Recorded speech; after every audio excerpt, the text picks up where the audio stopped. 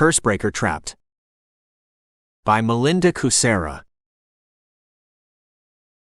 Want free stuff? So do we. Who are we? We're the stars of the Cursebreaker series. Subscribe to our newsletter to get exclusive content, advanced access to extended previews, and our weekly adventure series, delivered safely to your inbox by our digital dragon.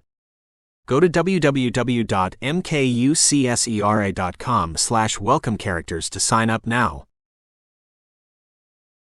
Would you leave a review?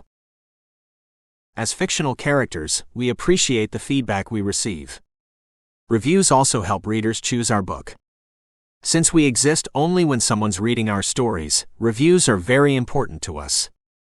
So, if you're enjoying the magical mayhem in this book, please consider letting everyone know by leaving a review. And tell everyone you meet about us. Thank you for reading Cursebreaker Trapped. About Cursebreaker Trapped. Old enemies return, and their questions force Sarn to reevaluate everything he thought he knew about his family, and the pressure causes him to snap. He's taken everything life can dish out and survived it, but these doubts might destroy him. While his father grapples with his own problems, a bored Rand sets out on his own adventure. With a mind-talking creature on his shoulder, what could possibly go wrong? The one thing he didn't count on. For all his life, Rand was a secret Sarn kept from everyone, but he can't keep it anymore. All the magic in the world can't stop the truth from breaking out now. Cursebreaker Trapped is the second book in the Revelation arc. All secrets will be revealed. All lies will be exposed. The truth will out, and it will drag everyone into the light. No one will be spared. Who will survive the reckoning? Keep listening to find out what happens when the truth comes out. Note from a character. Hi readers. It's Rand, Sarn's son, and I'm here as usual to welcome you back to another Cursebreaker book. Cursebreaker Trapped came out later in 2022 than we'd hoped, because we had to break it up. Why did we do that? Because Cursebreaker Trapped grew into an unwieldy beast, and that was after the scribe moved 10 chapters to a file called, I Need These to Go Somewhere. Those chapters set up important things we needed, continued character arcs, and fleshed out why some things happened in this book. Cursebreaker Trapped was choppy without those 10 chapters. So I pulled up my big character pants, their papas, so I could pull them all the way up to my chin if I wanted, and I hashed it out with the scribe. It turns out she wasn't happy leaving out some things, or putting them in other books where they didn't belong. So we talked about splitting Cursebreaker Trapped into 2 books and pulling out all the stops because we'd have space for that now. That's why we split it into 2 books. I'm happy to report the chapters that were removed when the book got too long are back, so you can enjoy them. Cursebreaker Trapped is a better story with them. What happened to the second half of Cursebreaker Trapped? It became the sequel, Cursebreaker Revealed. Cursebreaker Jousts will now be the sequel to Cursebreaker Revealed, not Cursebreaker Trapped, as we previously stated everywhere. Sorry about that. Sometimes books take unexpected turns that are so good we must follow them for your enjoyment. There are some things you'll want to see, and we made sure Cursebreaker Trapped and Cursebreaker Revealed will deliver them. I want all the feels for my big reveal. And I got them. I hope you enjoy Cursebreaker Trapped. Sincerely Rand, Sarn's son, and my scribe Melinda Kucera. Chapter 1 Troubling Thoughts. How can I help Queen Sheari? Sarn pushed open the door in front of him. We could look for her, his magic said. We could. Sarn entered the dark room. But he'd used a lot of magic today. Should he use more just to put his mind at ease? Sarn closed the door behind him and turned to lock it until he remembered this wasn't his cave. The door didn't have physical locks either. It didn't need them since runes surrounded it. Were they better than physical locks? Sarn stared at them. They weren't his spells, so he only knew what a few of them did because Nulthar hadn't been around long enough to ask about the others. Sarn touched the one that was supposed to lock the door, but there wasn't a click or a glow or anything to confirm it had done anything. He grabbed the handle and turned it, but the door didn't budge. Was his family safe? That was another question that had no answer. Sarn turned away from the door and tiptoed around Murren and the little sheet-covered lump next to him. His eyes glowed just enough to light his way, but not bright enough to disturb his family. They slept on as he glanced out the window at the dark forest, crouched a mile away beyond the two circles of standing stones. But the queen of all trees didn't appear. Sarn turned away from the window and laid down next to his son. He needed rest and answers and an end to all the relighting. We could look for her, his magic offered again. Maybe he should let it so he could stop worrying. All right, but don't go too far. I'm too tired to fight with you. Sarn stifled a yawn as his earth magic radiated out of him in concentric green spheres that expanded beyond the mountain and the meadow surrounding it and dove into the enchanted forest. The river Nerthal flowed east to west in front of Mount Eredren's south face, and his earth magic backed away from that shore, but that was all right because the queen of all trees would be somewhere within the enchanted forest anyway. Sarn spread his magic through the forest and searched for her. Symbols popped up on his head map, but none marked either of the two queens. What was Geirlo doing in the enchanted forest? Was he returning from his vacation already? Please don't. Take another week or two off. Sarn willed the commander to turn around and head back into the forest when the man broke camp, but he probably wouldn't because Sarn couldn't make him. He could just hope Geirlo wouldn't choose tomorrow to end his vacation. Neither Queen of Sheari had appeared on his map while he'd stared at Geirlo's icon. Did they know he was looking for them? Could they sense his magic? How did their magic work? Is it like mine or Nulthur's? Sarn stared at the ceiling, and his eyes cast green light on it. But he'd taken his mind off his magic, so it stopped racing through the forest. Instead, it delved under it. Oh no. Sarn reached for his magic. He must stop it before it dived too deep. Information pummeled him about the rocks and minerals underground, and he lost his grip on his magic. When will I ever need this information? His earth magic didn't answer. It just tried to delve deeper while Sarn pulled on his magic. Return to me. But it kept fighting to break free. Delve down deep into the earth where secrets lie, his earth magic said. No. I need to stay out of trouble or Geirlo will slap more constraints on me. Do you want that? Because Sarn didn't. But to avoid that, he must leave those ancient secrets alone until he'd proved he could handle his magic. I hope Geirlo doesn't see my magic. But the commander might because his magic liked to be seen. It glowed green all the damn time, even when Sarn wished it wouldn't. Return to me and shield my son. Sarn tugged on his magic. Things were better between them now, but his magic didn't always listen to him. That got his earth magic's attention. Little lights in danger? That was its name for Ran since the boy was a small white star shining on his head map. Ran wasn't in trouble though.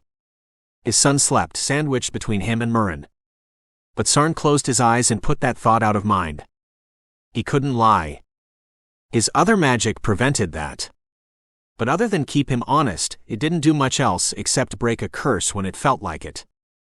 I don't want to lose him, and a lot of people know where I live. If they saw my son, Sarn had to stop when the old fear gripped him. I can't lose him. His earth magic responded to that fear and rushed back into him. It wrapped around the sleeping child. We protect him. Right now it did, but Sarn wasn't always here. When he left later, Ran would be here with just the owlcats. Thing would usually butt in now and allay his fears, but that owlcat hadn't done much mind talking over the last week since his brush with that rider of the apocalypse. Sarn rested his hand on his son's back. He should get some sleep too, but his thoughts slipped back to that last summoning. Was the queen of all trees all right?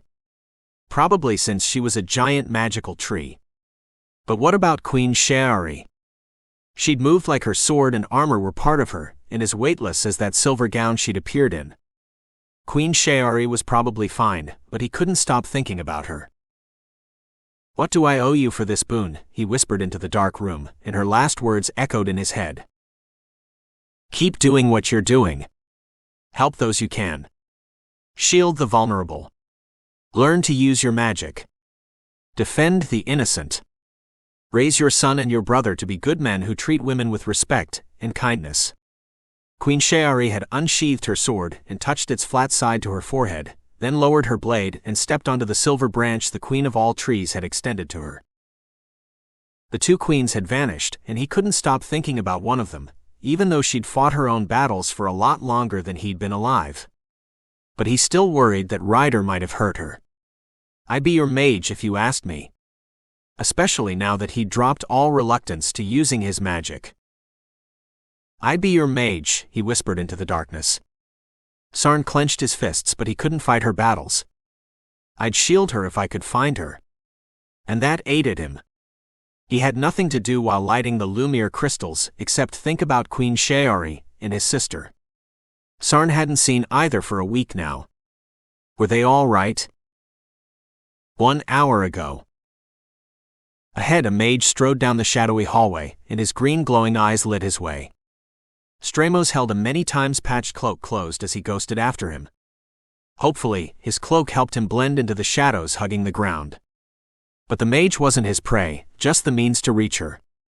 Sovan. Stramos imagined her as he'd last seen her at the party she'd crashed. Sovan had wide gray eyes, long dark hair in a messy braid, and an ankle-length white robe with bell sleeves that had once been white, but it was dingy with soot stains and ripped in places. How had that girl gotten so dirty? Stramos gnashed his teeth and wished she'd appear, so he didn't have to chase her long-legged twin through this underground maze of corridors. Unfortunately, she was dead and difficult to find, and her brother didn't slow down either. Sarn strode toward his goal like a man on a mission. But Stramos couldn't run after him, or the mage would hear him because this place didn't believe in carpets. No, he had to creep from shadow to statue and hide like a rat as he fell further behind, because the floor was solid stone and there wasn't a drape anywhere in sight to absorb his footfalls. I hate this place. It would be so much easier to track him in a more civilized environment.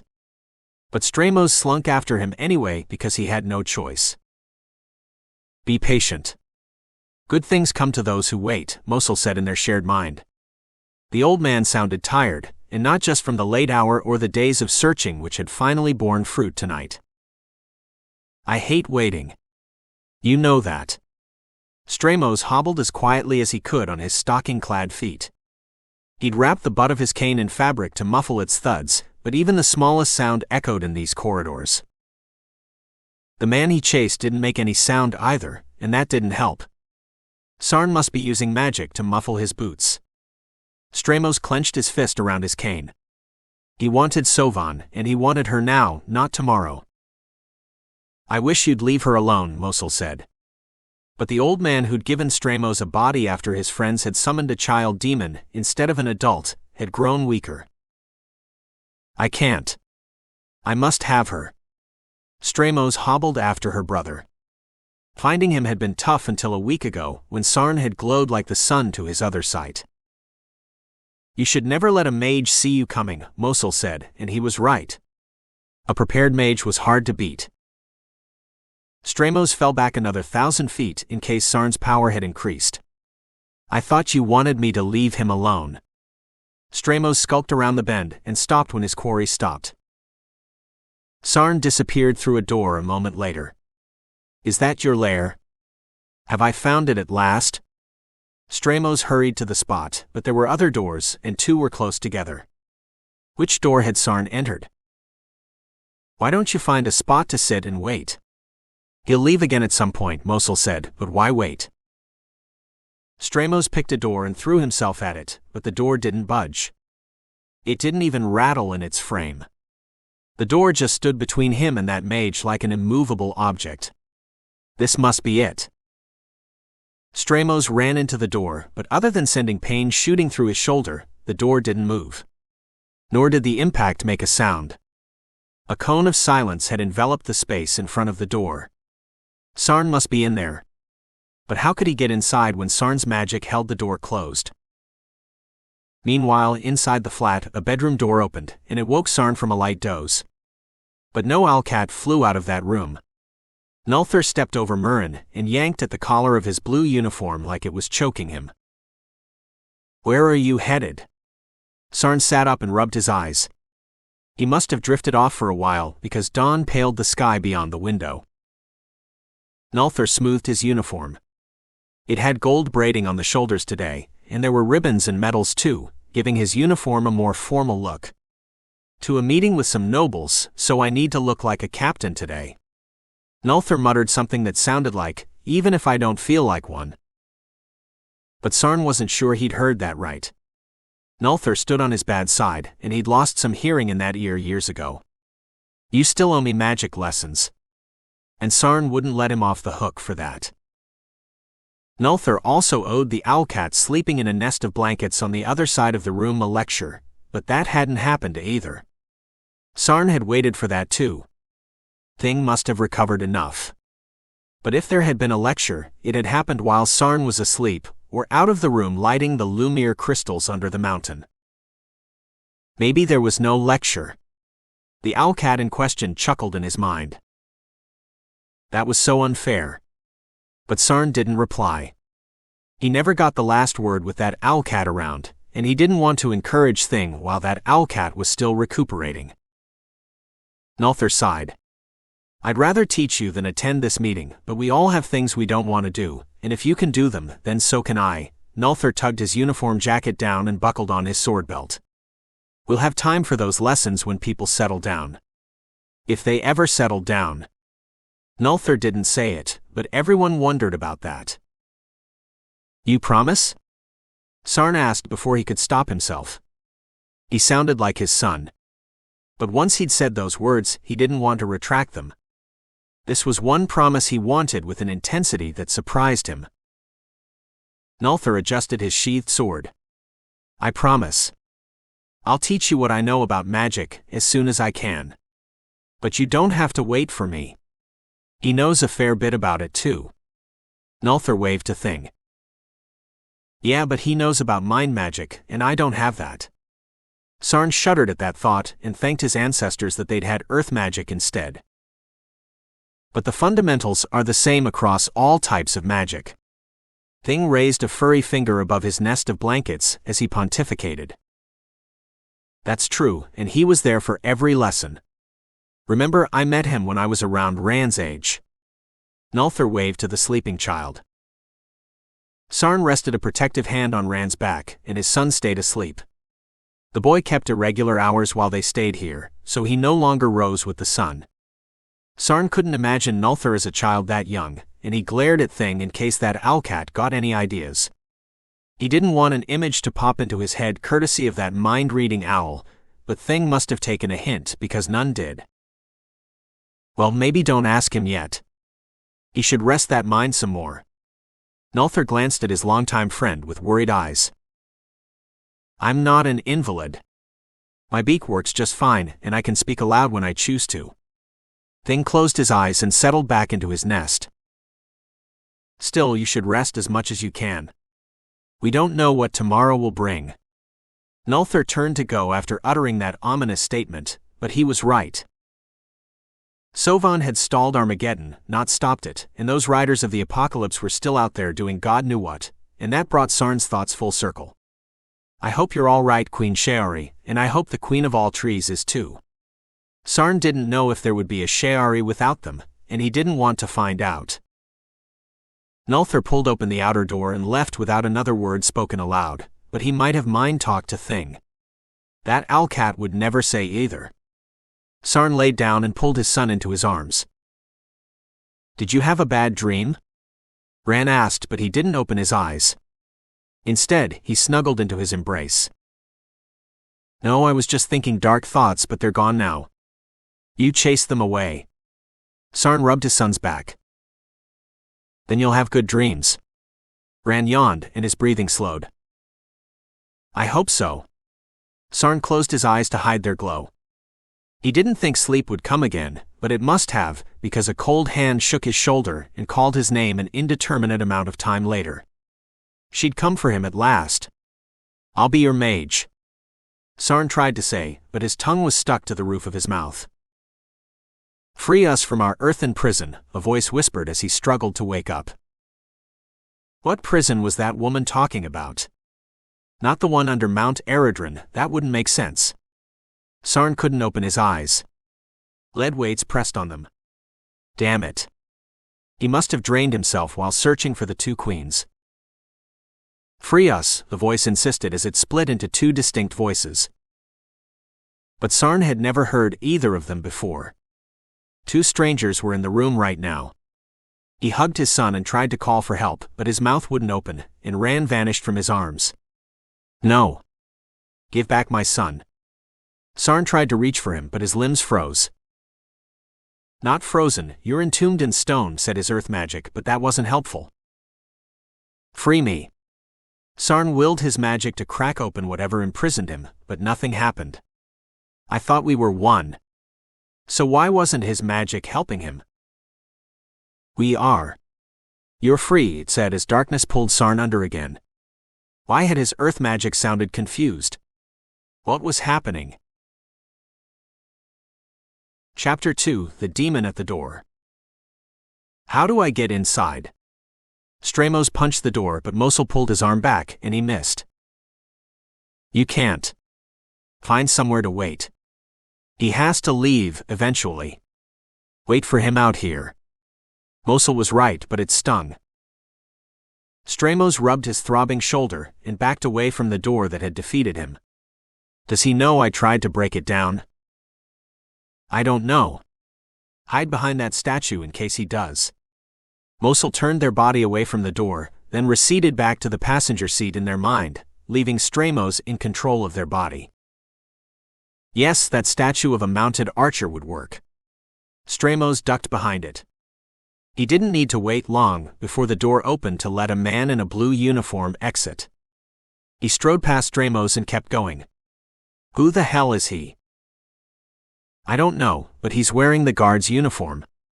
I suggest we let him go and stay hidden. Mosul had never been much of a risk taker. But Stramos didn't want to deal with the guards either. They were a complication he didn't need right now, especially if the rumors of magic users on the force were true. He withdrew into the shadows and willed the guard not to turn, or he'd spot him, skulking through the shadows behind the statues. Stramos didn't want to wait, but he didn't have a choice because the door didn't open again, no matter how hard he glared at it. But it would open again. It must. Its occupants couldn't stay there forever.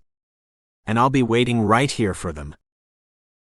The bells of Mount Eredron announced each hour that passed as Stramos sat behind the statue, glaring at the door. He must have dozed off at some point because when he woke he was stiff and cold. But the door finally opened. A teenager with a rucksack slung over one shoulder exited the same flat the guard had left. He leaned on a crutch as he hurried in the opposite direction. He's not the mage, Mosul reminded him. No, that teenager wasn't. But he just left the flat Sarn had entered, right? Stramos replayed his memory of that and rubbed his stiff leg. The doors to those two flats were close enough together that Sarn could have entered either one. Stramos hadn't been close enough to see which. Damn it. He pounded a fist into his palm. Calm down. He must leave sometime. We'll just wait until he does. But Mosul wasn't comfortable with that plan. His unease bled into Stramos. What will you do when you catch him? Stramos ignored the question because he didn't want Sarn anymore. He wanted his sister. But she still hadn't appeared. Granted, they'd just found Sarn last night for the first time since meeting his sister, and he'd followed him in the hopes that Sarn would lead him to her. But Sarn had yet to appear. Doesn't he need to light some damned crystals? He will. Just be patient. All the relighting must have exhausted him. Mosul said other things after that, all aimed at dissuading him from harming that mage. But the old fool was wasting his breath. Sarn was just a means to an end. Stramos sat on the cold stone floor and waited like a cat for his mouse. Chapter 3, The Adventure Calls. Ran squirmed out of Papa's grasp and sat there. The adventure had ended weeks ago, and all the monsters were gone. What did other heroes do in between adventures? Papa slept on, tired from all the magic he'd worked last night. He at least had something to do when he woke up, but Rand didn't. Furball poked his side. Do you want to play a game? No. Rand rested his chin on his knee. Papa had promised they'd go on an adventure soon, not a big one with scary monsters, but a small fun one, but he hadn't delivered on that promise yet. Why not? We have some room to play. Furball sat next to him and mimicked his pose. But they didn't have that much room because Papa was so tall. He lay on his back with his long legs stretched out. We played all the games already. And Rand didn't want to play them again. He glared at the outer door, but it didn't open. That was okay. Rand had seen Papa, Nulthar, Uncle Murrin, and the Owlcats leave enough times to know which runes opened the door. Rand glanced at Papa again.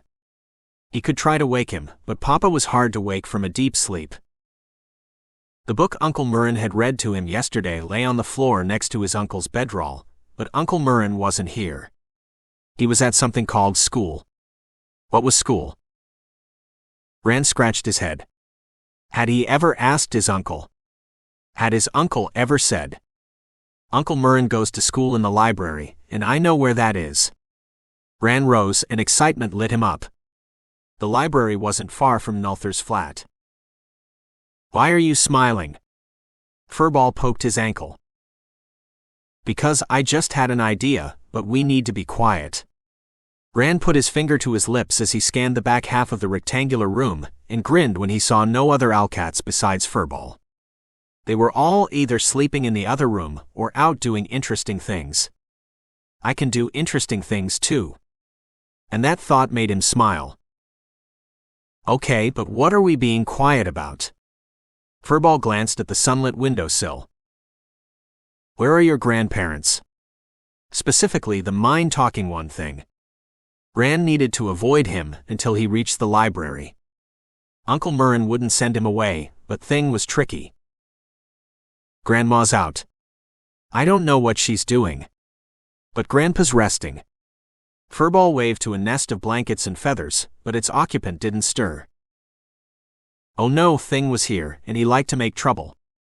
He might be asleep, or he might be listening to their plans. Rand blanked his mind for a moment, but his plan just popped back into his head. What about your mama? Will she come looking for you? Rand whispered. That was the other danger aside from Papa waking up, but he didn't look like he would do that anytime soon, since he'd woken up before because of a bad dream. Rand tiptoed to the corner near the outer door and pulled on his boots. Uncle Murrin could tie them for him later. Rand stuffed the laces inside so he wouldn't trip over them. The boots were a bit snug anyway. I don't think so since she's asleep. Furball shifted his weight from foot to foot. His father, an Owlcat named Yarn, was oblivious. But Papa wasn't. He'll know I left the instant he wakes up. Rand bit his lip. He should stay and play a game with Furball, but he was so bored, and the library was so close. This school thing Uncle Murrin attended sounded like the perfect mystery for them to solve. Rand swirled his cloak around his shoulders and fastened it. But Papa would be mad if he left. What are you two up to? Crispin asked as he flew through the open window and landed on the deep stone sill. He was Furball's uncle, and he was curious, like his father Thing. Rand stared at his boots and shrugged. There went their adventure. Crispin had mind magic too. He'd probably read the plan from his mind. Nothing, Uncle Crispin. We were just talking. Furball spread his little furry hands and widened his eyes to look innocent. But that just made him look guilty of something, even though they hadn't done anything yet. Crispin dropped to all fours and mantled his wings. He was more cat-like than Thing, more agile and nicer. Are you sure about that? He did that eyebrow-raise thing adults sometimes did. Rand nodded. He couldn't tell a lie, but that didn't matter because he didn't need to. Rand grimaced when he realized he was dressed to go out. That made him look guiltier than Furball, and he squirmed. Crispin leapt off the windowsill and landed on all fours. You can tell me. I can keep a secret. He drew a cross on his chest. There's nothing to tell. We were just talking about what to do this morning. Furball shrugged. Then why is Ran wearing his cloak and boots? Crispin waved to him. Darn. That was the question he'd hoped Furball's uncle wouldn't ask. But Crispin had, and Ran needed a reason other than the one he had in mind. Unfortunately, he couldn't think of one. Furball gave him a speculative look. Maybe he's cold. He doesn't have fur or feathers like us. That's true. Crispin nodded as he considered that. Ran just hoped Furball's uncle would believe it. The mountain did get cold, but that was in the winter. Supposedly, it was summer now, but Ran hadn't been outside in weeks, so he didn't know if it was a hot summer or a cool one. Ran wrapped his cloak around himself and tried to look cold, even though he wasn't. He just needed to convince Furball's uncle so he'd go away. Crispin stared at him for a long moment. Uh-oh. He doesn't believe me. Ran sought something else to say. The longer they stood here talking, the more likely Papa or Thing would wake up. Don't you have something to do right now besides glare at us? Furball stood to his full height, which was only about a foot tall. Crispin, are you back yet? The other door opened, and Thistle poked her head out. She was Crispin's mate, and the hungry cry of an owlcat kit spurred him into action. Yes, I'm back. Crispin ran toward his mate and forgot all about them. Ran didn't move until the door to the other room had closed, and Crispin was inside it and busy with his own little family. Let's go now before he says something to Mama. Furball rushed toward the door. His mother was named Mixie, and she was a lot like her brother Crispin, and just as sharp as her parents Amal and Thing. Aside from Crispin's mate Thistle and Furball, the other owlcats weren't as curious about people. They preferred to keep to themselves, and that was fine with Ran. 6 curious owlcats were enough. How did you know what I had planned? Ran whispered as he picked up Furball, and his little friend hit the rune that opened the outer door. It wasn't hard to guess since you kept looking at the door. Furball glanced over his shoulder at the nest of blankets near the window, but his grandfather still hadn't stirred. Neither had Papa. But his magic must know they were leaving the flat. Ran crossed that threshold, and a thrill of anticipation rolled through him when Papa's magic didn't jump in front of him to stop him.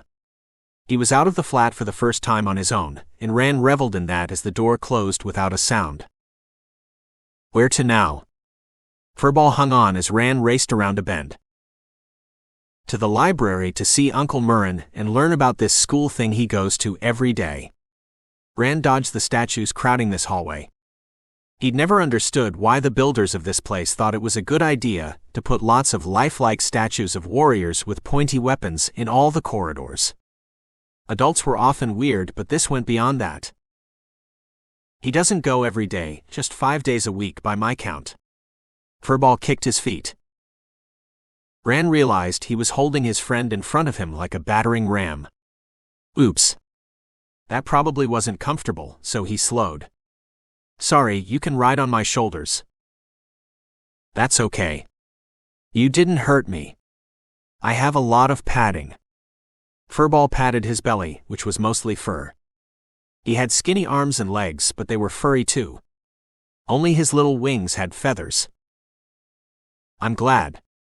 Ran helped his friend climb onto his shoulders. Just don't hold on too tightly. I need to breathe. I'm just glad we got out. I thought Uncle Crispin would stop us. Furball tucked his bottom into the hood hanging down Ran's back. It made a convenient seat. Is this okay? My arms aren't long enough to hold on. Yes, it's fine. Your uncle is as suspicious as mine. I'm just glad your aunt called when she did. Ran tugged the cloak's neckline down and charged down the hallway toward the library until he felt eyes on him. Me too. Furball fell silent, and the thud of Ran's boots punctuated the silence. Ran slowed and checked behind him, but he didn't see anyone, just a lot of odd shadows thrown by the statues. Papa had relit all the Lumiere crystals between Nulthur's flat and the library, so Uncle Murrin would have plenty of light. But he hadn't lit many of the crystals on the corridor, heading the other direction away from Nulthur's flat, and that area was full of shadows and maybe a watcher or two. What's wrong? Furball tapped the back of his head. Someone's watching us. But the hallway was empty except for the statues. Was there someone behind that statue of a mounted warrior? Rand squinted at it. Stramos glared at the door until the symbols surrounding it blurred. But Sarn didn't appear when it opened an hour later. Instead, a small boy slipped out of the flat and ran past a grimacing statue holding a sword. I must have the wrong flat. Damn it. Stramos pounded a fist into his palm until he remembered their first meeting 2 months ago. Sarn had been holding a child then. Was that the boy Sarn had carried? Stramos grabbed hold of the statue's leg and pulled himself up. But he'd sat too long on the cold stones and his stiff legs buckled. Be patient. Sarn must leave the flat sometime, Mosul reminded him. You're just saying that because you don't want me to chase the boy. Stramos glanced around for the kid, but he was gone, and not even an echo remained of his passing. The child had been silent on his little feet. But he was probably headed to the library, since there wasn't anything else in the direction he'd gone. I might have been a dark mage, but I drew the line at children. That's why I took you in and let you take over my body. Mosul appeared before him, as transparent as a ghost. Stramos extended his hand to smooth down Mosul's gray hair. It was always sticking out at odd angles. But his hand passed through the old summoner, and the nonagenarian faded. But I'm still with you, just not physically because you're wearing my body. Mosul returned to the passenger seat in their mind. That was the only place Stramos hadn't used his powers to remodel. I know. Stramos rested his hand on their heart and summoned his powers as he rose slowly this time. Darkness dove into his muscles and wiped away the stiffness. But it was only a temporary measure. There was only so much life he could shove into those old bones before they would crack from the strain. But for a short while Stramos would be as strong and fit as a man of around 20 ought to be. If you took over another body, you wouldn't need to waste our power rejuvenating these tired old muscles, said the beast that also lived inside him. It thirsted for blood and death, and so did Stramos until Mosul pulled him back from the edge. Stay with me. Don't give in to your dark nature. It doesn't have to define you. Mosul held tightly to the core of what made Stramos himself as the beast roared inside him. They were both lost in that darkness for a while. Rand waited, but the shadow didn't move again. Maybe I imagined it. He shrugged and hurried to the library. Maybe not. We might not be the only people going to the library right now. Other people could be headed to that school thing too. I didn't think of that, but you're right. The library is a big place, and it can hold a lot of people. Rand ignored that prickly feeling between his shoulder blades. No one was following them. Someone else must be headed to the library too, like Furball had said. But he didn't hear any footsteps other than his own. Do you think Gramps will be okay? Furball asked, distracting him. A week ago, Furball's grandfather had hurt his mind by working too much magic. Yes. My uncle says he's too nosy to stay down for long. Rand put on an extra burst of speed as the giant doors to the library loomed before him. They were almost there. How do we find your uncle? The library has a lot of aisles. Rand didn't know, so he shrugged. That's part of the adventure. We'll just have to look everywhere. Until Papa woke up and his magic told him where they were. Rand doubted this adventure would last long then. But until that happened, he'd enjoy every minute of it. So we're on a quest to the land of books to find your uncle. Furball perked up at that news.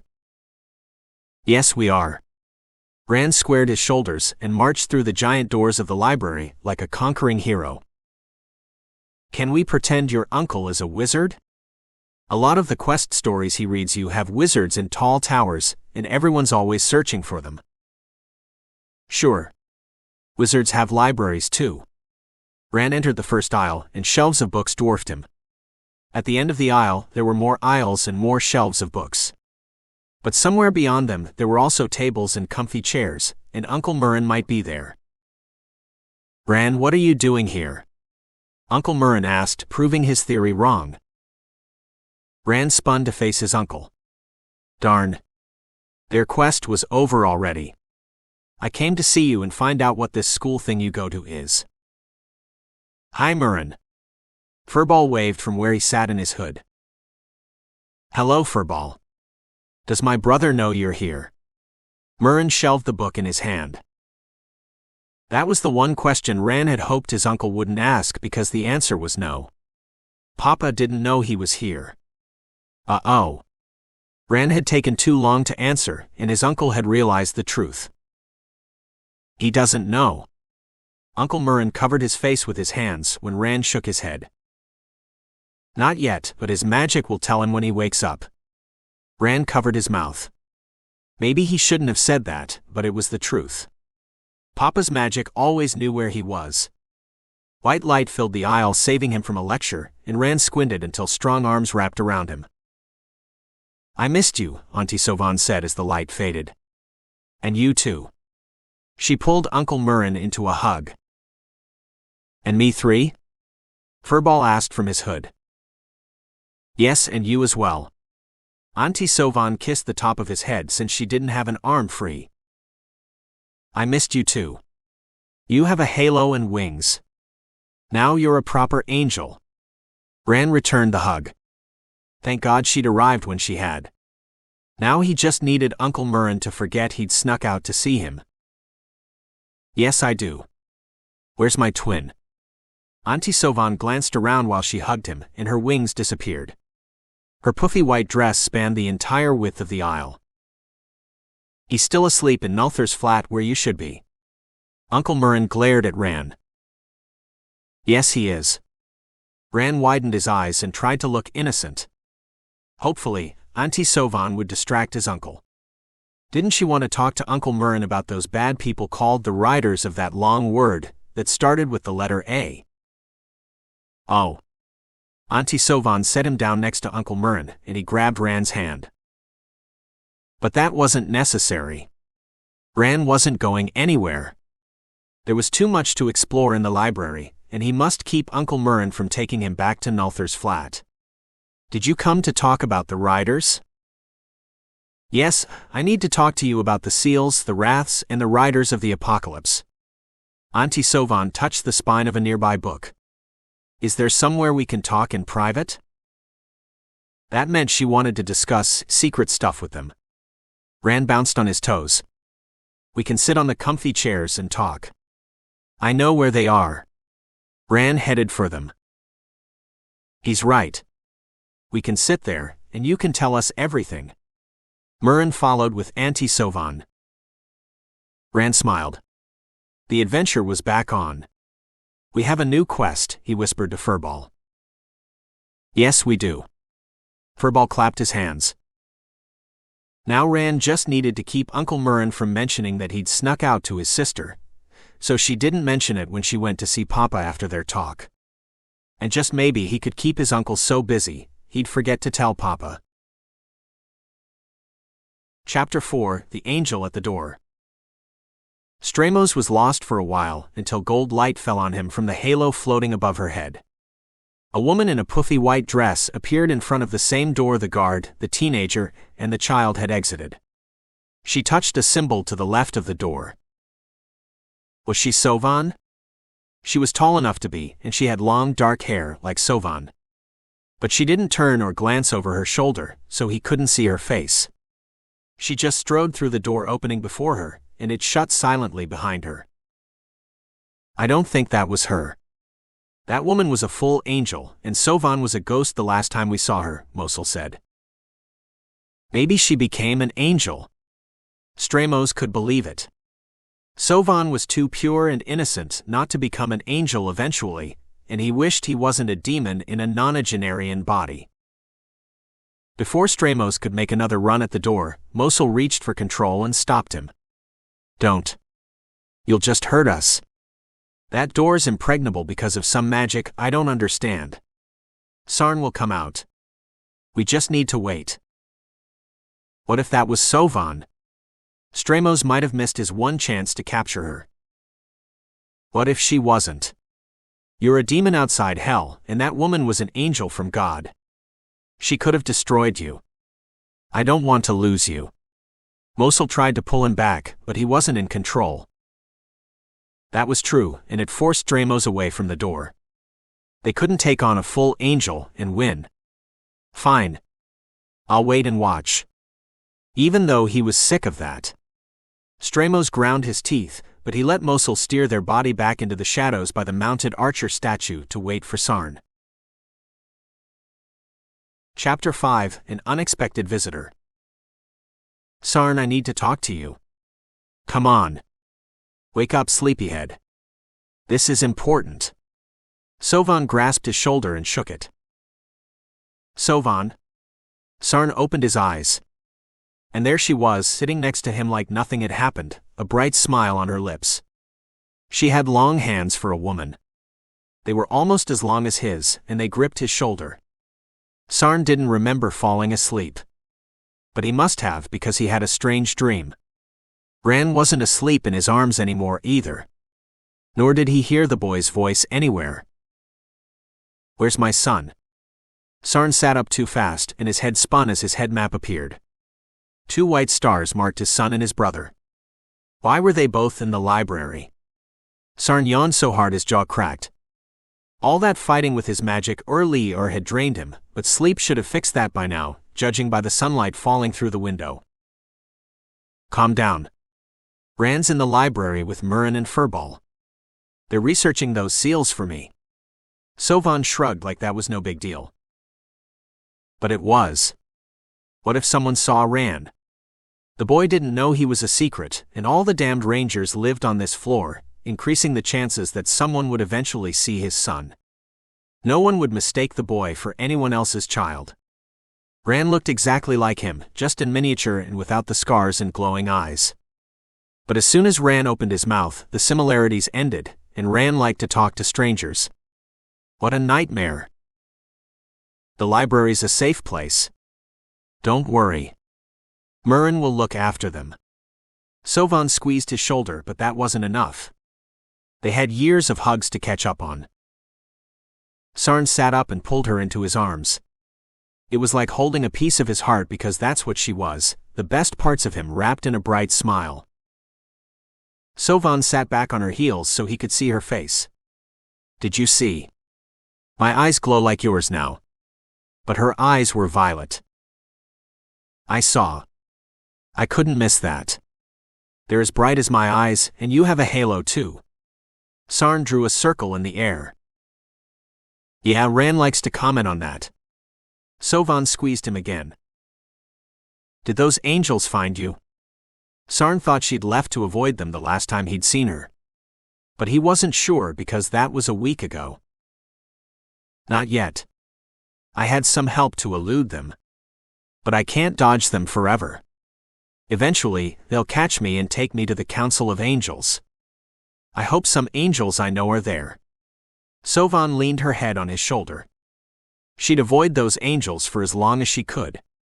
They were alike in that regard. I'm so glad you're back. I missed you. Sarn held her close and reveled in that closeness. I missed you too.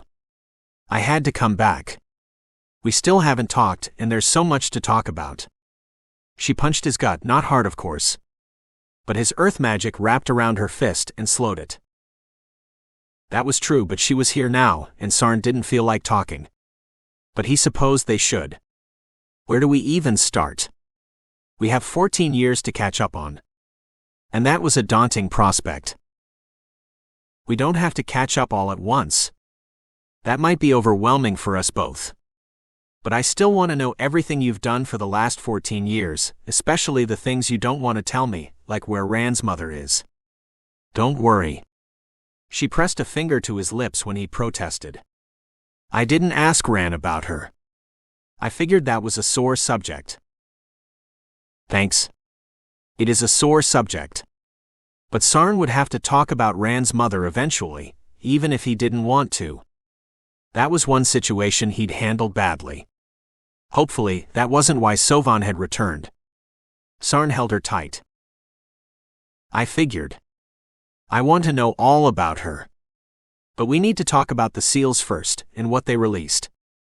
I have some information about that. Sovan let go and kneaded her skirt. What information? Sarn didn't want to talk about those seals either, but the marksman thought they were end-of-the-world bad, and so did the queen of all trees. Sarn suppressed a sigh. Tell me everything. I've missed talking to you face to face. Sovan hugged him again. I missed you too. But I don't mind when you talk to me through our bond. I just wish that connection worked all the time instead of just sometimes. Sarn didn't know why it didn't work all the time either. Me too. But I know why it doesn't always work. Sovan sat back on her heels again, but she didn't let go. Why? Tell me. I've been trying to figure that out. Was his magic interfering with their bond? It was possible since Sarn had a lot of magic.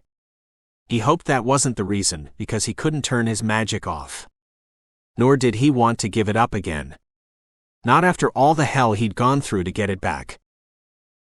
But Sovan had fallen silent. What is it? Sarn held her at arm's length. Was it something about her that blocked their bond sometimes? She had magic too. Did her magic and his clash with each other? Sarn hoped that wasn't the case either, because he wanted to share his magic with her. It was part of his life, and so was she. Sovan rolled her eyes. It's your guardian angel. Sometimes she blocks the bond. But don't get mad at her because sometimes that's a good thing. We don't want to bombard each other with every thought we have. That would make it hard for us to get anything accomplished. We just need to work out a system so we don't drive each other and your guardian angel crazy. Sovan smiled like that wasn't an impossible task. I wouldn't mind if you drove me crazy. Sarn smiled because he didn't think she could. They had different outlooks on life and different personalities, but at their core, they were the same. Trust me. You don't want to hear every thought I have. Some aren't charitable. Sovan winked, and there was a mischievous sparkle in her violet eyes. But I'll bet they're funny. You find humor in everything. Sarn leaned forward until their foreheads touched. Sovan laughed because that was true. Some thoughts probably are. I can't help it if I find a lot of things funny. Speaking of humor, you need to lighten up, bro. She poked him in the gut again. Yeah, I do, and I will lighten up with you around. Sarn rubbed his stomach and leaned back. Then I'll drop by as often as I can. But I don't know how long I have until those angels find me, and I have so much to tell you. Sovan glanced at the narrow window on the other side of the room. Thing lounged near it on a bed of blankets, but he must still be asleep since he hadn't commented on anything since Sovan had arrived. That was a nice change, but it had come at a cost. I hope you didn't damage your mind, you crazy owl. Sarn waited for a response, but he didn't get one. Maybe Thing hadn't heard that thought. That owl had missed a lot of them in the days following his dive into Metalara's mind. Did you get my message about the Queen of all trees and Queen Sheari? Sarn glanced away from Thing. The owlcat needed to rest and recuperate. No, what message? Sovan grasped his arm. The two queens needed help, but I guess that confrontation is over since it happened a week ago. Sarn hoped their queens had prevailed. He could try calling them to find out, but he didn't want to distract them if another rider of the apocalypse arrived. Well, if it's not, they'll soon have help because my friend went to see them after she dropped me off. She can teleport. Oh. That's a handy skill. Especially if her friend ended up where she meant to, unlike a certain owlcat. I hope she can help the Queen of all trees.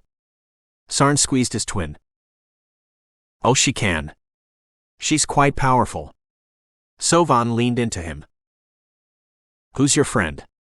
Now Sarn was curious, but he didn't have any friends who could help the two queens. Sovan shrugged. She's the ex-goddess of fate, so she's got some magic too. Right, you told Ran and Murren about her and her family. And they sounded like a fun group of people. Sarn wanted to meet them someday. And they told you. Good. I'd hoped they would, but I prefer to tell you things myself. What did you want to tell me? Sarn hoped it wasn't all bad news as he released her, but that seemed to be all he got lately. A lot of things.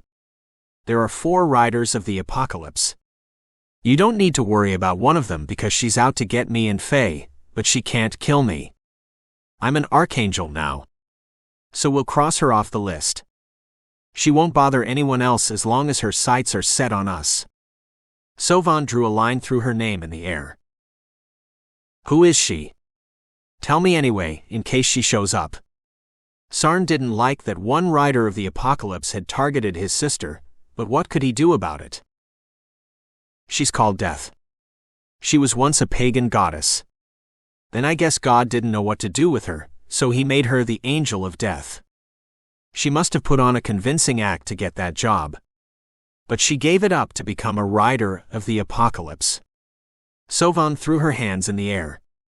I don't know what possessed her to do that. What are the other 3 riders?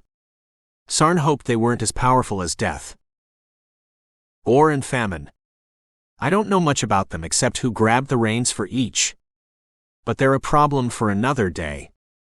Murren is looking for information about them, in the library. Sovan waved them away like they weren't an issue. Why?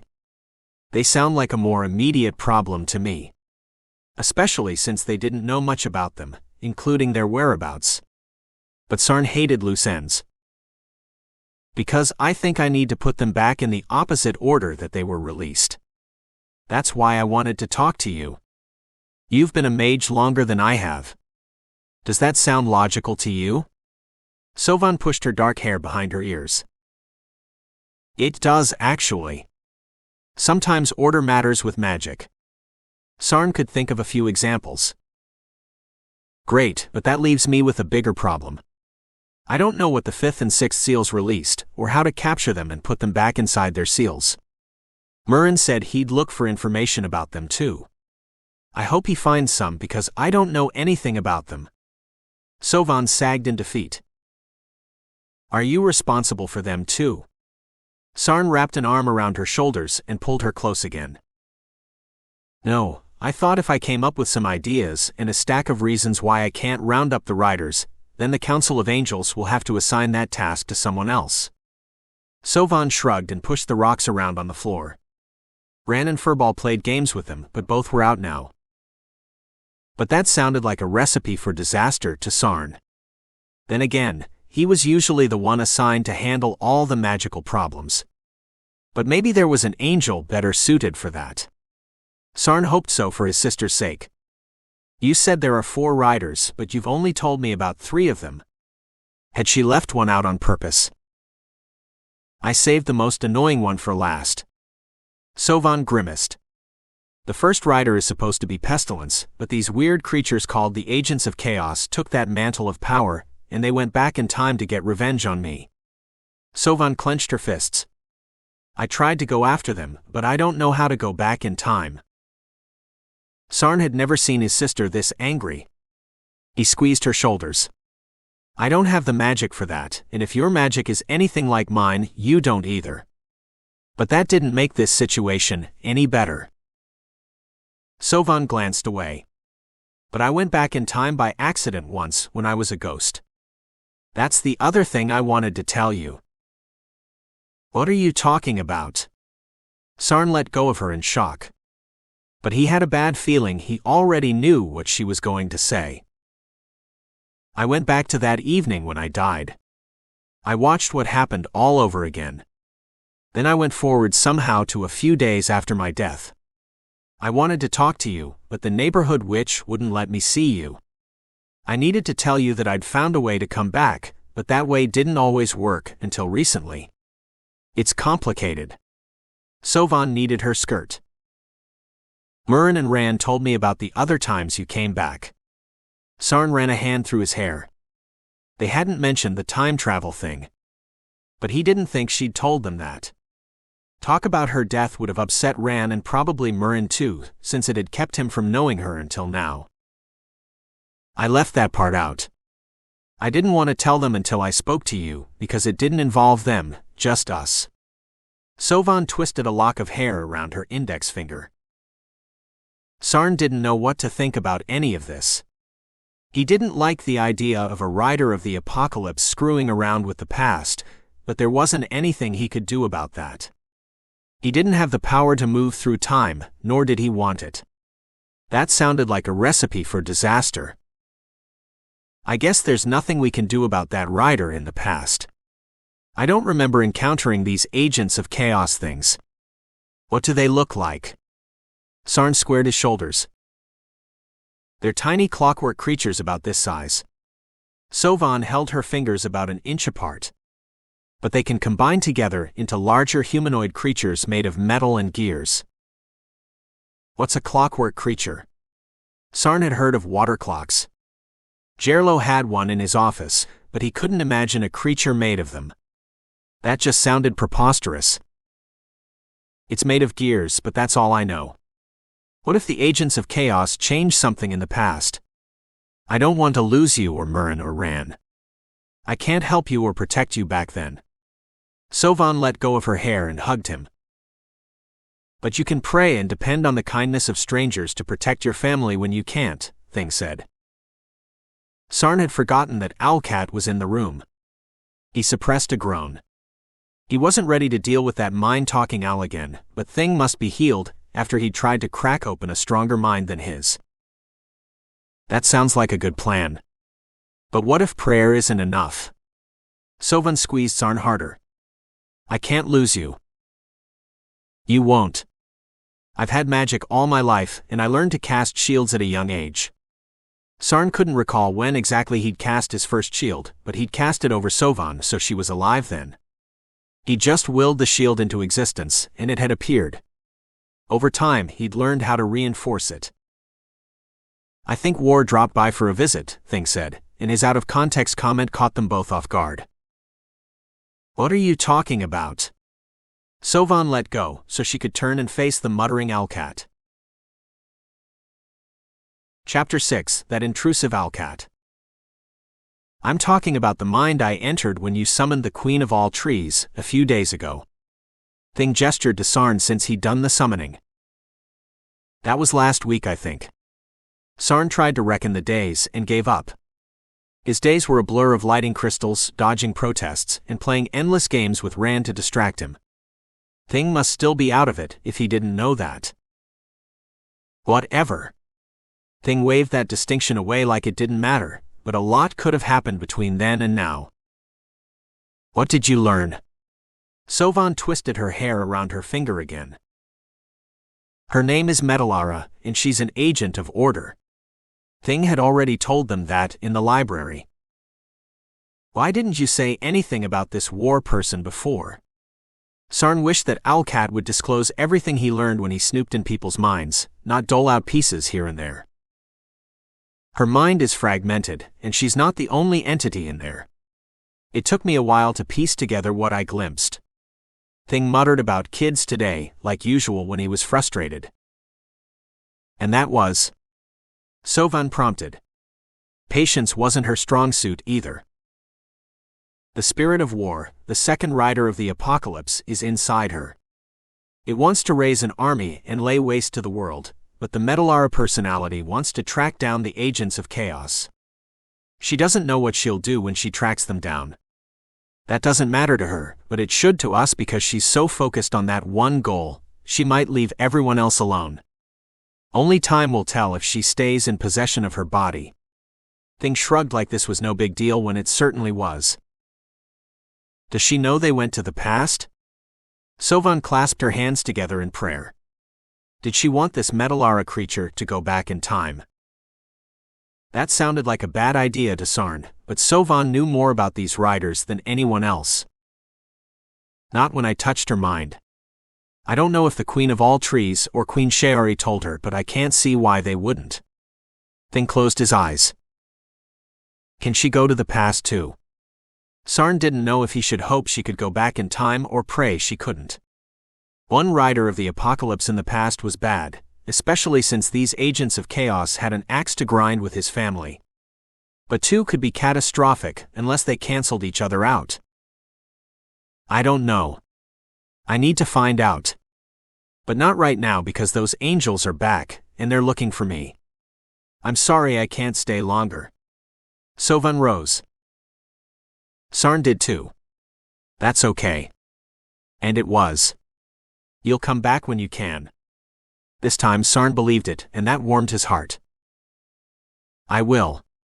Hopefully, that will be soon. Sovan hugged him again. Thank you, she said to Thing. You've given me another avenue to pursue. I hope you capture all the riders of the apocalypse.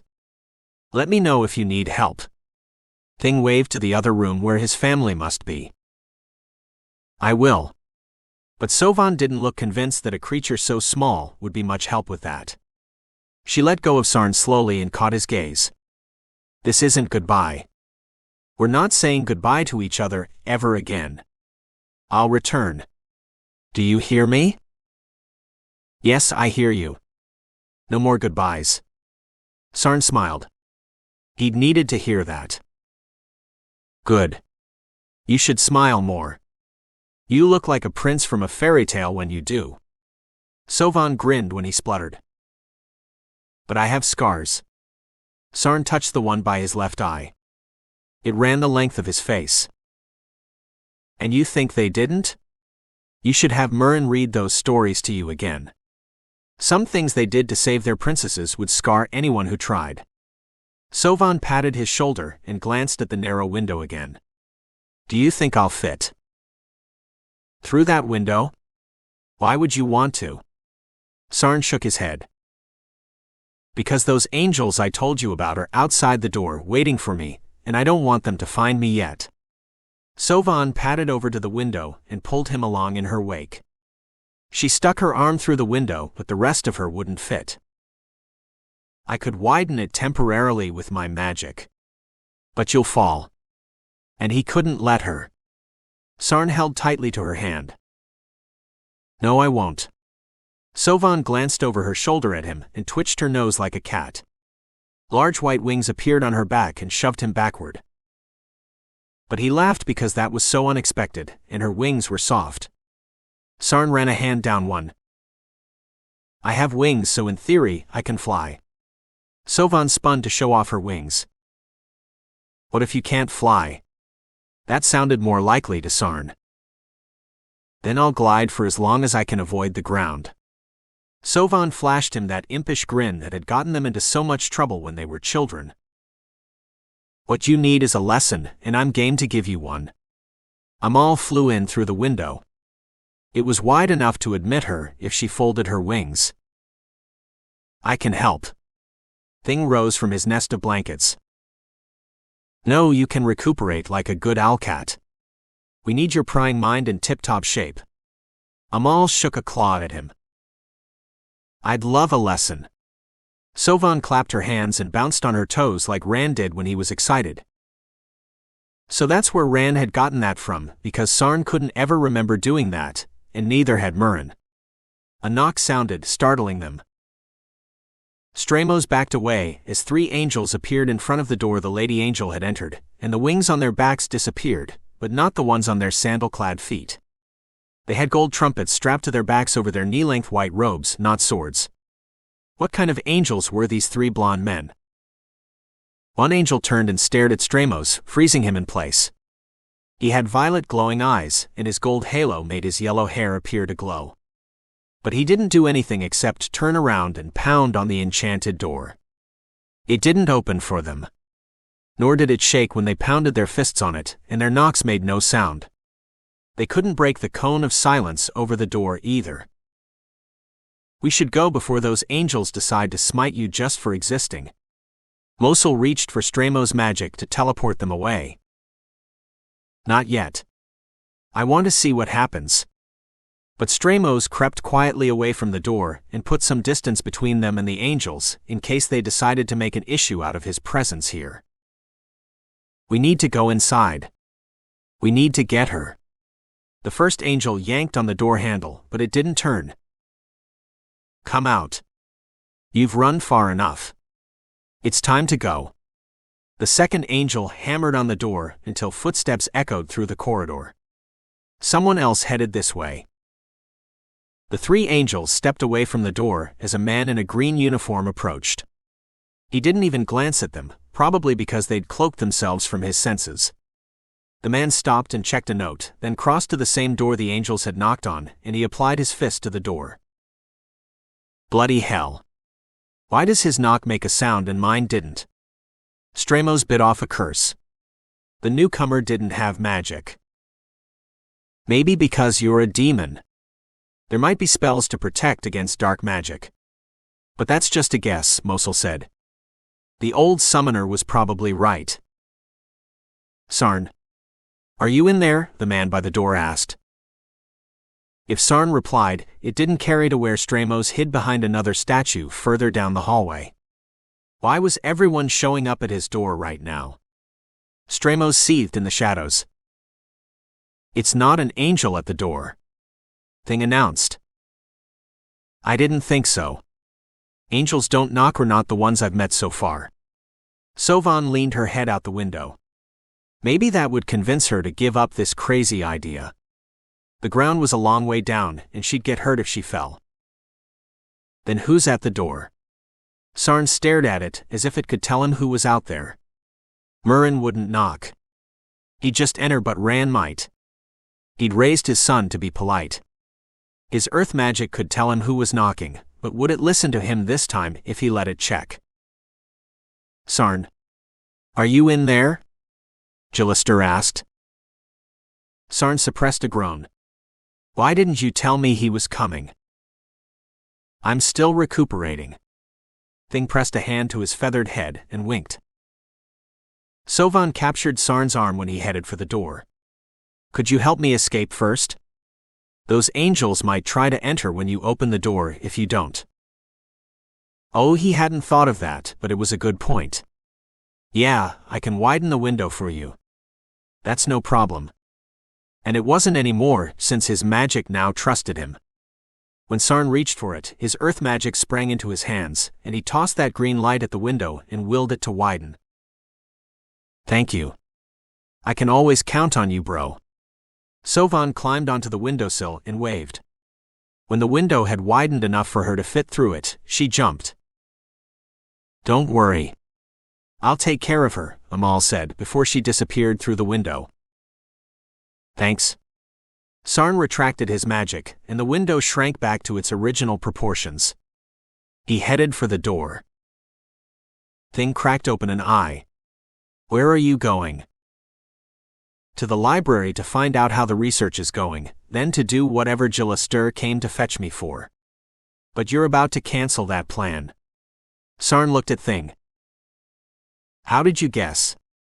Thing rose.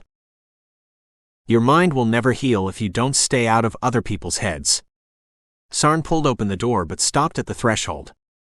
Someone was watching Nulthur's door. Sarn triggered his head map, and it ballooned inside his mind. No other icons appeared near Nulthur's flat except his, Thing's, and Gilister's, but that feeling of being watched wouldn't go away. You might be right. But I've done enough lying about. Thing launched himself from his nest of blankets and flew toward the door. Sarn ducked so that ornery owl could pass over him. Meanwhile, many people icons popped up in the square not far from here, and that number increased as he stared at it until Sarn banished his map. Damn. There's another demonstration in progress. Exactly. They could use your skills if you want to lend them. Thing flapped his wings to avoid Gilister's head. I do. The more crystals Sarn lit, the sooner he could do something else. Come on, Gilister. I know why you came. Sarn grabbed the older ranger's arm and led him away. Where are the crystals they need me to light? How did you know we need your help? Gilister rubbed his mustache. It must be new since he hadn't had one before the Ageldar incident. It is. He's trying to look older than his baby face suggests, Thing said in his mind thankfully, so he didn't embarrass Gillister. Sarn had to fake a cough to cover the laugh that startled out of him. But Sarn also looked younger than his years. Maybe some facial hair would make him look older, so the Rangers would stop calling him kid. Follow me, boys. I know where you need to go. Thing winked at him, that cheeky owl. How does he know that? Gillister struggled to keep up since he was about 8 inches shorter than Sarn with correspondingly shorter legs. He's a mind reader. Sarn turned the next bend, following Thing. He's a what? Gillister stopped and made the sign against evil. Is this the first time you've met him? Sarn had lost track of who knew about Thing and who didn't. Since neither Nulthur nor Thing cared who knew about them, it no longer mattered. Yes, obviously, or I wouldn't be freaked out by him. I can't believe you're not. Gillister rubbed a hand over his stubbled face. The man was usually scrupulous about his appearance. What had changed that? I got used to him. You saw where I'm staying. And that was something else Sarn needed to rectify. He'd been so busy relighting crystals, he hadn't found any time to look into alternative living arrangements. But that must become a priority if the Rangers kept coming to Nulthur's door. Sarn glanced back at it, but a wall blocked his view. Less talking and more walking if you want to get there in time to help. Thing circled them. Gillister waved. Go on without me. It doesn't sound like you need me anyway. Are you sure? Sarn faced him. Yeah, I'll go back to Gerlo's office and do my job. Gillister strode away without another word, and that was unlike him. He was more talkative than Murren. Was it something I said? Thing hovered in front of Sarn. Sarn shook his head. I don't know what's wrong with him. Nor did Sarn have time to find out, not when the sound of many people stomping their feet echoed in the tunnel. Where are those crystals? Follow me. Thing flew off. Sarn followed. He hoped they wouldn't be too late, as that prickly feeling between his shoulder blades increased. He stopped and glanced over his shoulder, but there was still no one there except Thing. What's wrong? Thing hovered several man-lengths ahead. Nothing. I'm imagining danger where there isn't any. Sarn ran a hand through his hair. Most likely, he'd sensed someone leaving their apartment and heading the other way. Nulthur's flat wasn't the only apartment in this corridor. Other guards have apartments along here. That's probably what you're sensing. One of them may have opened their door to check something, then closed it. They work in shifts just like the Rangers. Thing flew on without another word. He was probably right.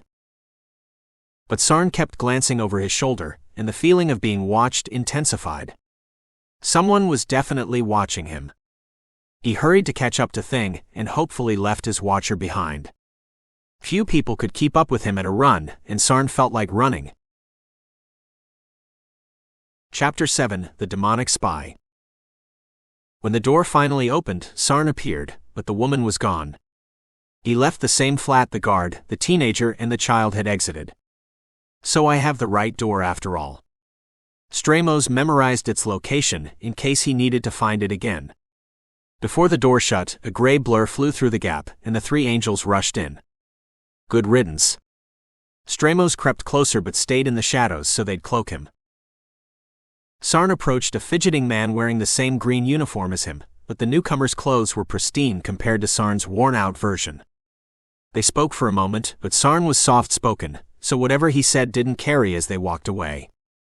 The other man was louder, but he just stormed off after they turned a bend, leaving Sarn and a small bird-like creature behind. After a quick chat, they also left. Stramos left his hiding place and followed.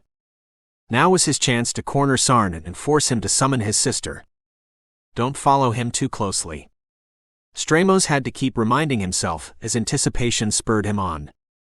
But he pulled the shadows around him, just in case Sarn glanced behind him. Is that all you plan to do? Mosul asked. The old plan, the one he'd abandoned after meeting Sovan, sprang to mind. Stramos had wanted to do more than talk to Sarn then. You can't take his magic. His powers are bright, and yours are dark. They'll just cancel each other out, the same as before. Damn it. Mosul was right. But that hadn't been the only thing Stramos had coveted. Sarn was about the same age as him with a body to match, and Stramos needed a younger body capable of storing magic. Maybe he could still get that upgrade. I thought you wanted his sister in chains. Mosul backed away from that idea, and his mind voice grew softer from the distance. He didn't approve of either plan. No, I don't. I still think she could redeem us both, but not if you harm her brother. Stramos gripped his cane. I can't be redeemed. I was born in hell, and I'd still be there if you hadn't summoned me. Mosul would have cried if he had control of their body. I know. I wish we hadn't summoned you. But it was decades too late for that now. Don't cry. I hate when you're upset. Stramos clenched his fist around his cane. Mosul had only ever been kind to him. But the rest of his summoner friends had been angry that they'd summoned a child demon instead of an adult, and they'd taken that anger out on them. But they were dead. They'd finally summoned a full-grown demon, and it had slaughtered them and freed Stramos. I protected you as much as I could, Mosul whispered. I know. But you can't protect me from my nature. I'm a demon, and I take what I want. Right now Stramos just wanted Sarn to stop, but he kept going, and his much longer strides carried him through the corridors at a pace Stramos couldn't match. He fell further behind until he couldn't see Sarn anymore, but his demonic powers didn't include finding people. Damn it. Sarn disappeared around a bend. When Stramos reached it, he was gone. Where did he go? There wasn't even an echo to follow. Relax. You know where he's staying, Mosul reminded him, but he didn't sound upset about this unexpected hitch in their plan. But Stramos didn't want to wait anymore. I'll find him another way. Sarn had a lot of magic, but when Stramos switched on the demonic equivalent of mage sight, he didn't see Sarn or his magic. He must be here somewhere. They wouldn't send him outside the mountain when there were so many crystals to light. Not unless the Rangers were dumber than he gave them credit for. No matter, he'd just run the search again. Stramos sent his dark power into the corridor, seeking any hint of light magic. I will find you, Sarn, and we'll do more than talk when I do. Chapter 8, Interrogate the Angel. You're giving up already? Alisaria stopped beside him and folded her arms. Her wings were invisible, but she wasn't. Yes, we've been trekking around the enchanted forest for days, but we still haven't found the queen of all trees. You said she was close days ago. Well, she's not, or she's avoiding me. Either way, I've had enough hiking for one vacation. Gerlo had accepted the job as commander of the Rangers to get out of hiking around this forest decades ago. It was time he returned to the mountain where the dragons were and left the enchanted forest. Alisaria didn't follow him. What about the information you promised to get the mother dragon? You still don't have it. I'll find that information some other way. Gerlo approached the first ring of standing stones alone. He didn't care if his guardian angel followed him. She could stand there and sulk if she wanted to. It made no difference to him. My soul's still protected. Gerlo touched the cross under his sweaty tunic. When he returned, he'd find clean clothes, then find those dragons. Maybe he'd get a wash too. After all, he needed to make a good impression to make up for his lack of information. She's close by. I just can't get an accurate fix on her. Alisaria stomped after him. Maybe we don't need her. Look. Alisaria pointed as a girl wearing a white dress jumped out of a window carved into the side of the mountain and extended her white wings. The lucky girl caught an updraft and didn't fall thousands of feet toward the rocks below her. Is that who I think it is? Gerlo shaded his eyes, but the girl was too far away to see much more than her dress and wings. If you think that's Sovan, then you're correct. Alisaria pumped her wings as she jogged past him. I'll be right back with answers. She flew toward Sarn's sister. "Bring her to me so I can question her," Gerlo shouted after her. "That's the plan." "You're more likely to get an answer than me," Alisaria said. Then he lost her in the sun. Gerlo shaded his eyes, but his guardian angel's armor reflected the sunlight, making her hard to look at. And Sovan's white ensemble didn't help matters either. "Hi, Alisaria. I didn't think I'd see you again so soon," Sovan said. She sounded like she was right above him. "We need to talk to you," Alisaria said, as the two bright blurs in the blue sky merged. His guardian angel must have grappled with Sarn's sister because they rolled, and that roll took them over the enchanted forest. Damn. Gerlo raced through the gap between two standing stones into the forest, but its dense canopy blocked all sight of the two women. How could he follow them when he couldn't see them? "Who's this we?" "I don't see anyone with you," Sovan said, giving him a clue to her whereabouts. She sounded like she was off to his right. Gerlo trudged through the undergrowth because there wasn't a trail here. Life was never easy. "My chosen is down there." Alisaria must have waved because a bright flash appeared through a tangle of branches. "Bring her down," he shouted as he chased that flash of metal. It must be Alisaria's armor. There wasn't any other metal in the forest because the trees didn't allow it. Swords must be piece-tied and secured inside a natural material, or the trees wouldn't let the bearer pass. That was one of the forest's 3 rules. The other 2 didn't apply in this situation. But perhaps the rules were different for guardian angels because the forest hadn't reacted to Alisaria's armor. But she'd banished her sword in keeping with their rules. "That's great for you, but I need to avoid some angels, so we must talk later," Sovan said, and she sounded like she was above him again. "No, we'll talk now. Lives are in danger, and you have information and we need it," Alisaria said as the branches above him moved aside. "I told Sarn everything I know." "You can ask him," Sovan screamed as the 2 women fell. The enchanted trees shuffled aside to give the women a place to land. Gerlo reached it as they untangled themselves. He had so many questions, but manners dictated that he help Sovan up before interrogating her. "Give me your hand." Sovan accepted his hand, and he pulled her to her feet. "Thanks." "Oh, it's you again. I never got your name, but there wasn't time for proper introductions." "I'm Gerlo." He held onto her hand so she couldn't run away. "You're the guy who interfered with my brother's magic.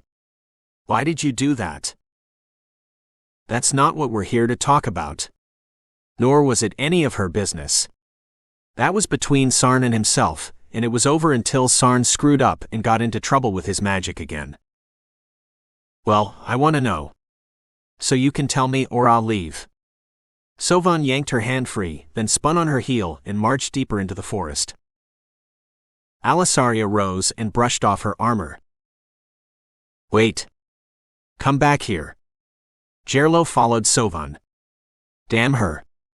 She was almost as tall as Sarn with long legs to match, and she sped away from them. Gerlo couldn't run fast enough to catch her. Sovan didn't stop. "Answer my question, and I will." "You're just like him." Gerlo trotted after her and fell further behind with every step she took. "Well, we are twins. What did you expect?" Sovan glanced over her shoulder, but she didn't slow or stop. "Damn that girl." He was having a hard time, so I ordered him to figure out what normal was for him and be that, not the problem he'd become. Gerlo sighed. Why was nothing with those 2 ever easy? Explain that because it makes no sense. But Sovan had stopped and turned to face him. You should ask him. It's not my place to tell you about the trouble he got into a few years ago. Gerlo took a moment to catch his breath. Hopefully, she wouldn't run away again. I don't believe it. Sarn couldn't have gotten into enough trouble to warrant what you did to him. He's a good person. Sovan folded her arms and glared at him with violet glowing eyes. She looked like a real angel now. It's over now anyway. Gerlo wiped an imaginary slate clean. What do you mean by that? Sovan tucked a lock of hair behind her ear. I took it all back and rescinded all my orders. We'll see how he does with no structure. Gerlo stretched the muscles in his back. They hurt from carrying a rucksack and hiking for days on end. He'll be just fine. Sarn's a sweetheart. I don't know why you can't see that. Sovan shook her index finger at him to make her point. I agree that he's a good kid, but he's too easily led. That had always been his problem, but they weren't here to discuss Sarn. Gerlo needed to shift this conversation onto a different track. You might be right. But he's got me now and I won't let people walk all over him, and that includes you. Sovan pointed at him. That's an admirable goal. As his sister, you should protect him. But that's not what we need to discuss. Gerlo glanced around for his guardian angel, but he didn't see her. Where had she gone? I'm keeping watch. Sovan said someone is after her. I'm looking for them, Alisaria said, but she must be invisible unless she'd climbed a tree. Good, because I'm not talking to you. Sovan turned on her heel and strode away again. Don't be silly. We're all on the same side here. Alisaria appeared on a branch high above them, and she folded her arms. What did the seals release? Oh no, I'm not talking to you, not after you made me crash land just when I was getting the hang of flying. Sovan pointed to her wings. But they looked fine. Not a feather was out of place, so her wings were okay. She was just being dramatic. Then tell me because I need to know. Gerlo gestured to himself. Ask my twin. I told him everything, which isn't much if you must know. I've only found one rider of the apocalypse so far, and she's exactly what you'd expect. Sovan folded her arms. Just tell me what you know. Gerlo scrubbed both hands over his face. Why was that so hard? Probably because she was Sarn's sister, and he was contrary by nature, and so was she. I would, but they won't let me stay long enough to do that. Sovan pointed at an enchanted tree. Why would a tree stop you? Gerlo stared at her like she was nuts. Why did everything involving Sarn's sister border on the absurd?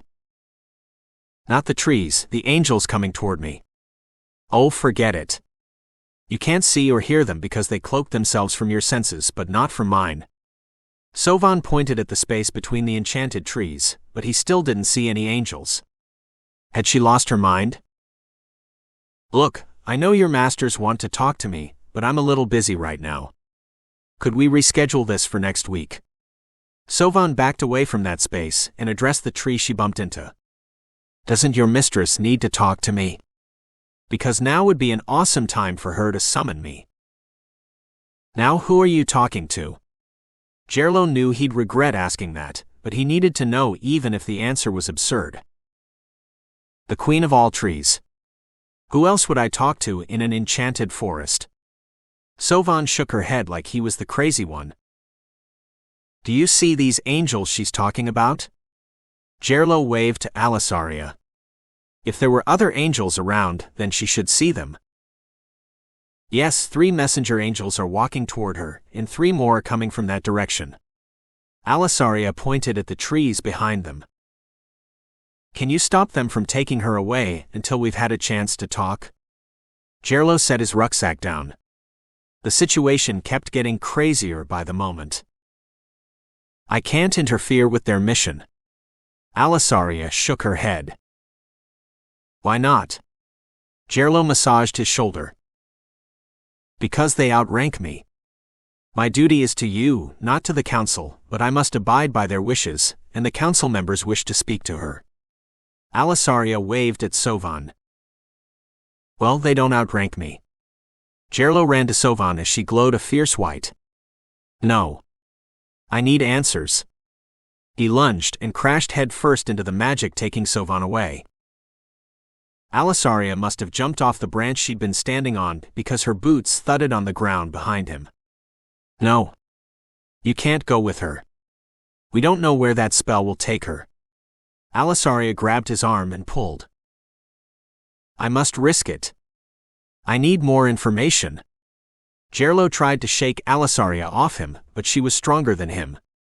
He dug his hands into the spell transporting Sovan away and screamed as power slammed into him. Pain obliterated everything except the darkness closing in on him. You're crazy.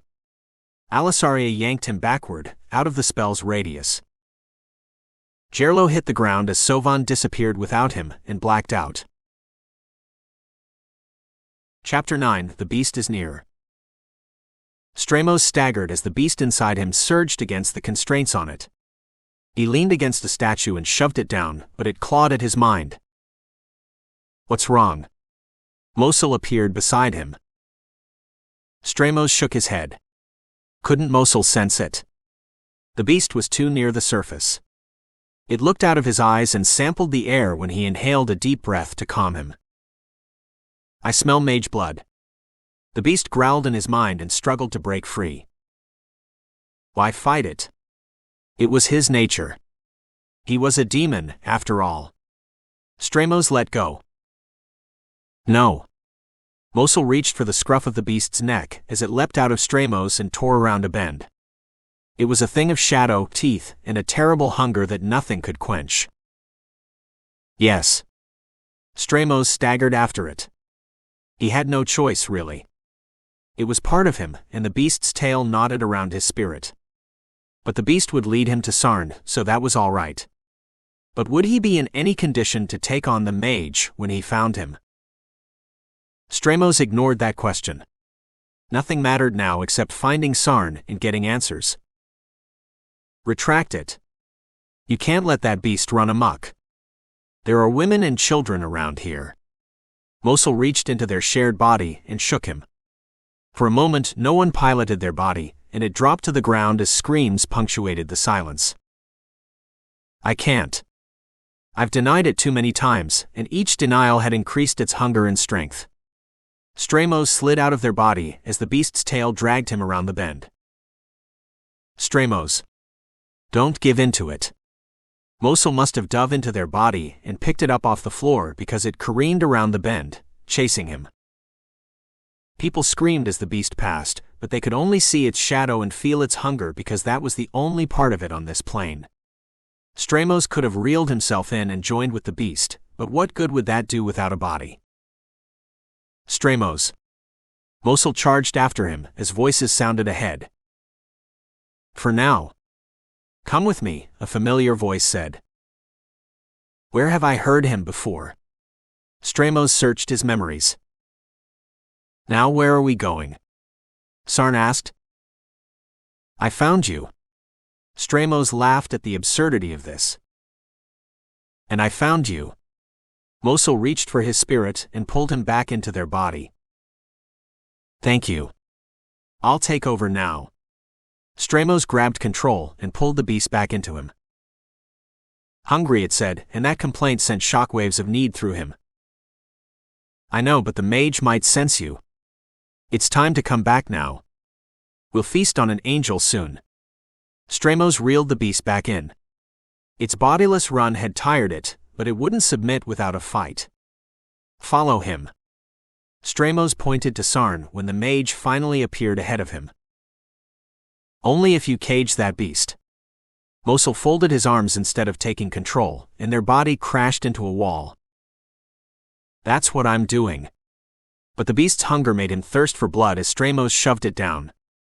Before Mosul could get too comfy, he ousted the old summoner and took control again. His shoulder ached from where it had struck a wall, and his knee throbbed from their last fall. But other than that, their body was no worse off than before. Stramos pulled on his dark power to fix his shoulder and knee. It was a temporary fix, since he was running low on power, but Sarn was young. He'd make a good snack. Stramos licked his lips as he followed that mage. What will you do to him? Mosul touched his spirit, but he couldn't banish the hunger. It was all-consuming now. Stramos staggered, cloaked by shadows, toward his prey.